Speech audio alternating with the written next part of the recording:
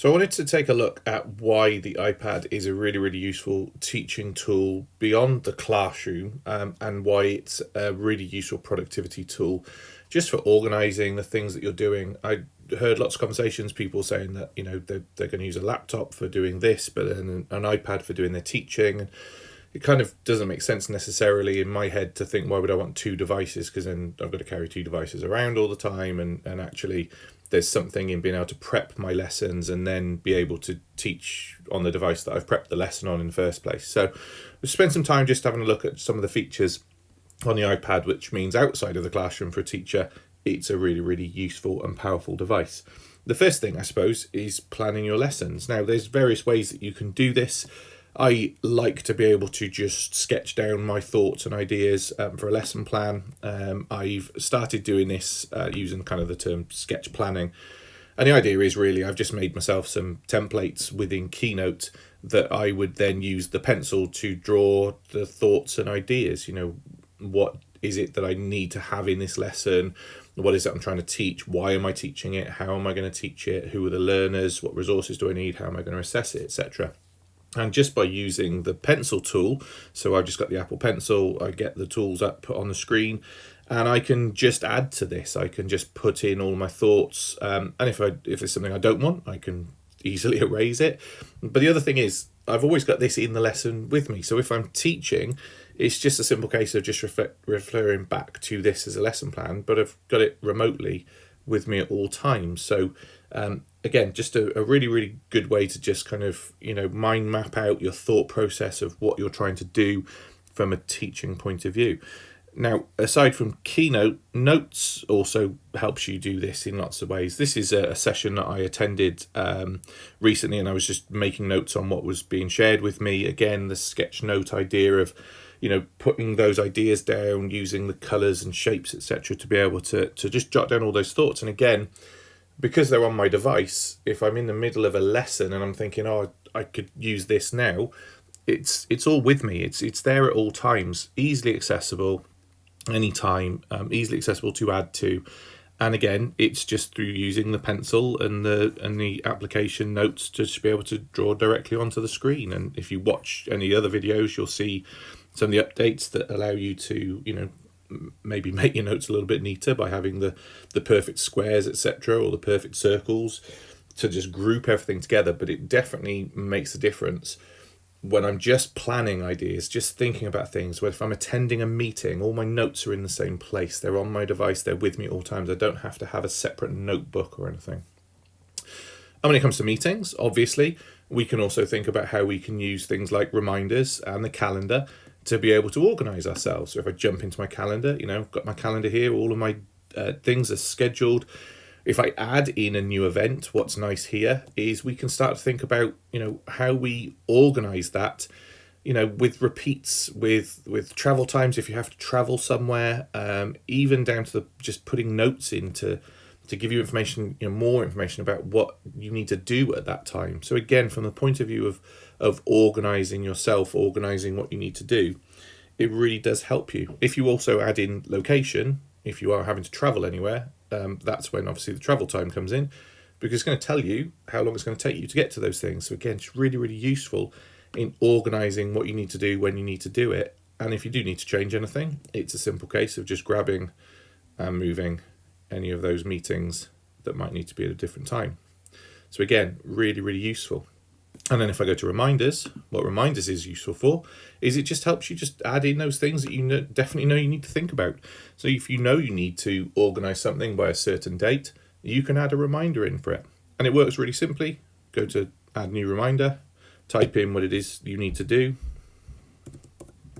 Might be marking students' work. And then if I tap on the I on the side, I can then set that as a date. So I need to do that by next Tuesday. It might be that I need to do it by a specific time next Tuesday. So I'm going to say, let's make sure that's done by 1600 hours. Don't need to repeat it. It can set reminders for me. I can have priorities, all sorts of other things that you can set. And if this reminds me, it's going to alert at that time, have you done this? Have you marked all the students' work? So, it's, again, a really, really simple way just to kind of join up all of your thinking and how the iPad can help you in just keeping yourself really, really organized. So I know that I need to, get that marking done by, I think it was next Tuesday I set it. Next Tuesday I'm going to get an alert on my device which says, have you done that marking? So again, just organizing yourselves, making everything just where you need it at all times.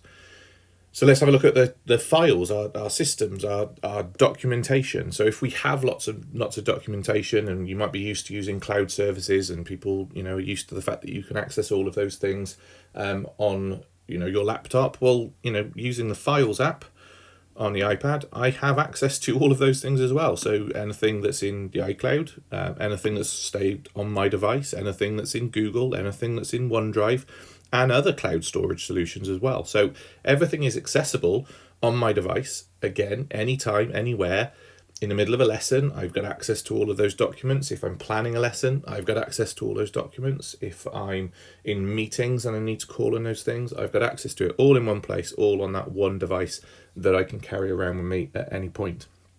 And where this is kind of, some people might say, but the apps for X, Y, or Z might not be as good as the apps if I was doing this on the laptop. Well, one thing to highlight here is if I go to Safari, and let's say that I'm using Office 365, and this is the same for Google as well. If I just go to Office online, if I just quickly log in with my credentials, I'll just go through a couple of the security settings.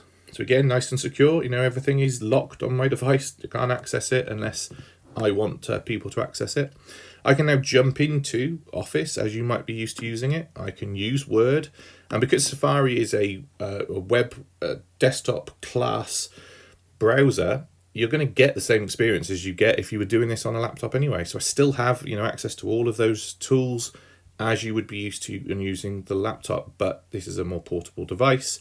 I'm using the keyboard on this. You could have a Bluetooth keyboard, you can use the Bluetooth mouse. I've got the trackpad, but again, that's why you can see this red circle on the screen, because it still works in that way that you might be familiar with using on a laptop, but just changes it slightly. Other things to think about then, let's imagine I am creating a document here, but I want to actually utilize some of the other tools. I can use split screen. I might be searching for something on the internet around Key Stage 2 maths, for example. I can do a search.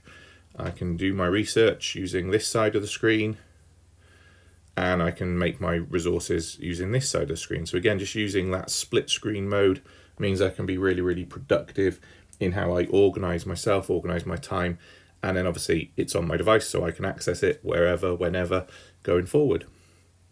Final thing to say is obviously, we are communicating a lot more these days via email because distance from each other, etc. I'm sure you've noticed your emails have gone up and up. And again, all my emails can be stored on my device. I've got access to all of those things. And again, I can use email in split screen, which is a really, really useful thing. So again, not even going into the thousands of apps that you can use to help with productivity and organization, etc. But from a teacher point of view, using the iPad is for me a better experience than having to cart around a laptop all the time, because if I then move into the classroom and I want to use my iPad for teaching, I've got the same device in front of me. I'm familiar with it. I can set up my lesson before I go into the lesson. I can teach from this if I then need to teach online, because I can mirror my iPad screen. So again, just a few things just to get you thinking about, why iPad in a classroom over a laptop.